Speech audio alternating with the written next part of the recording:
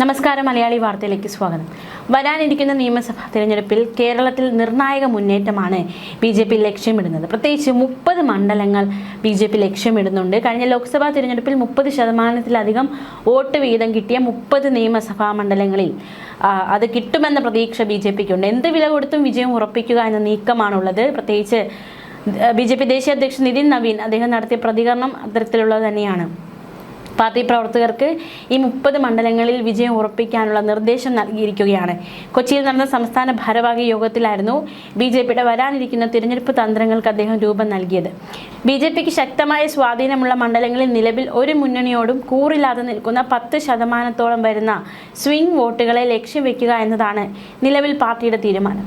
NDA മുന്നണിയുടെ വികസന നേട്ടങ്ങൾ വിശ്വാസ്യത ഉയർത്തിക്കാട്ടി ഈ വോട്ടുകൾ നേടിയെടുക്കണമെന്ന് നിതിൻ നവീൻ ആവശ്യപ്പെട്ടു. ശബരിമലയിലെ സ്വർണ്ണക്കൊള്ള, നരേന്ദ്രമോദി സർക്കാരിന്റെ വികസന പ്രവർത്തനങ്ങൾ ഇതായിരിക്കണം പ്രധാന പ്രചാരണ വിഷയങ്ങളെന്നും BJP പ്രവർത്തകർക്ക് നിർദ്ദേശം നൽകിയിട്ടുണ്ട്. ശബരിമലയെ തകർക്കാൻ LDFും UDFും കൈകോർക്കുകയാണെന്ന് BJP സംസ്ഥാന അധ്യക്ഷൻ ആരോപിച്ചു. കുറ്റക്കാർക്കെതിരെ BJP ശക്തമായ പോരാട്ടം തുടരുമെന്നും അദ്ദേഹം പറഞ്ഞു. മണ്ഡലങ്ങളുടെ ചുമതലക്കാരുടെ അതായത് പ്രഭാരിമാരുടെ യോഗത്തിൽ സ്ഥാനാർത്ഥി നിർണയത്തെക്കുറിച്ചും ഗൗരവമായ ചർച്ചകളാണ് അരങ്ങേറിയത്. ജനപ്രിയരും മികച്ച പ്രതിച്ഛായയുള്ളവരുമായ വ്യക്തികളെയാകും പ്രധാന മണ്ഡലങ്ങളിൽ സ്ഥാനാർത്ഥികളാക്കുക. ആദ്യഘട്ട പട്ടിക ഉടൻ പുറത്തിറക്കി പ്രവർത്തനം ഊർജിതമാക്കുക എന്ന തീരുമാനത്തിലാണ് ആയിരിക്കുന്നത്. ഇരു മുന്നണികളുടെയും അഴിമതിയും പ്രീണന രാഷ്ട്രീയവും ജനമധ്യത്തിൽ തുറന്നുകാട്ടാൻ അടുത്ത 90 ദിവസത്തെ തീവ്ര പ്രചാരണ പദ്ധതിക്കും രൂപം നൽകിയിട്ടുണ്ട്. സംസ്ഥാന അധ്യക്ഷൻ രാജീവ് ചന്ദ്രശേഖരൻ അധ്യക്ഷതയിലായിരുന്ന യോഗങ്ങൾ നെടുമ്പാശ്ശേരിയിലെ കോർ കമ്മിറ്റി യോഗത്തിന് ശേഷം തുഷാർ വെള്ളാപ്പള്ളി, സാബു ജേക്കബ് തുടങ്ങിയ NDA ഘടകകക്ഷി നേതാക്കളുമായും നിതിൻ നവീൻ ചർച്ചകൾ നടത്തി. നിയമസഭാ തിരഞ്ഞെടുപ്പിനുള്ള 50 സ്ഥാനാർത്ഥികൾ ഈ മാസം അവസാനം പ്രഖ്യാപിക്കാനുള്ള നീക്കത്തിലാണ് നിലവിൽ BJP. അതിനു മുന്നോടിയായി പ്രധാന മണ്ഡലങ്ങളിലെ സാധ്യതാ പട്ടിക തയ്യാറാക്കാൻ തുടങ്ങി. BJP ഏറ്റവും പ്രാധാന്യത്തോടെ കാണുന്ന വട്ടിയൂർക്കാവ്, പാലക്കാട് മണ്ഡലങ്ങൾക്കായി വിവിധ നേതാക്കൾ താൽപര്യം പ്രകടിപ്പിച്ചു. ഇതോടെ ചർച്ചകൾ നീളുകയാണ്. നിയമം പോലെ തദ്ദേശ തിരഞ്ഞെടുപ്പിൽ BJP വോട്ട് കണക്കിൽ മുന്നിലെത്തിയ വട്ടിയൂർക്കാവിൽ മുൻ സംസ്ഥാന അധ്യക്ഷൻ K സുരേന്ദ്രൻ, നടൻ G Krishnakumar, councillor R Sreelekha എന്നിവരിൽ ആരെങ്കിലുമാകും സ്ഥാനാർത്ഥി എന്നത് സംബന്ധിച്ച ചർച്ചകളാണ് ഇപ്പോൾ ശക്തമാകുന്നത്. മാത്രമല്ല പാലക്കാട് മണ്ഡലത്തിലും ശോഭാ സുരേന്ദ്രൻ ആലപ്പുഴ ലോക്സഭാ മണ്ഡലത്തിൽ പെടുന്ന നിയോജക മണ്ഡലത്തിൽ തന്നെയാകും മത്സരിക്കുക. കായംകുളവും അരൂരുമാണ് പരിഗണനയിൽ. എന്തായാലും A ക്ലാസ് മണ്ഡലങ്ങളുണ്ട്. ഈ ഒരു നിയമസഭാ തിരഞ്ഞെടുപ്പിൽ താമര വിരിയിക്കുക എന്ന ലക്ഷ്യത്തോടെ BJP മുന്നോട്ട് പോവുകയാണ്. പ്രത്യേകിച്ച് പ്രധാനമന്ത്രി ഇടയ്ക്ക് കേരളത്തിൽ വീണ്ടും എത്തിയിരുന്നു. അദ്ദേഹത്തിൻ്റെ വരവ് ഗുണം ചെയ്യുമോ എന്നതാണ് ഏറ്റവും ശ്രദ്ധേയം. BJP ഈ തിരുവനന്തപുരം നഗരസഭ പിടിച്ചു, BJP മേയർ ആയി. അപ്പോൾ അതിന് പിന്നാലെയാണ് പ്രധാനമന്ത്രി ഇവിടേക്ക് എത്തിയത്. അദ്ദേഹത്തിൻ്റെ വരവ് എങ്ങനെയാണ് നിയമസഭാ തിരഞ്ഞെടുപ്പിൽ പ്രതിഫലിക്കുക എന്നതും ഉറ്റുനോക്കുന്നുണ്ട്. എന്തായാലും അദ്ദേഹം തിരുവനന്തപുരത്ത് വന്നപ്പോഴുള്ള ദൃശ്യങ്ങളിലേക്ക് നമുക്ക് ഒരിക്കൽ കൂടി പോകാം.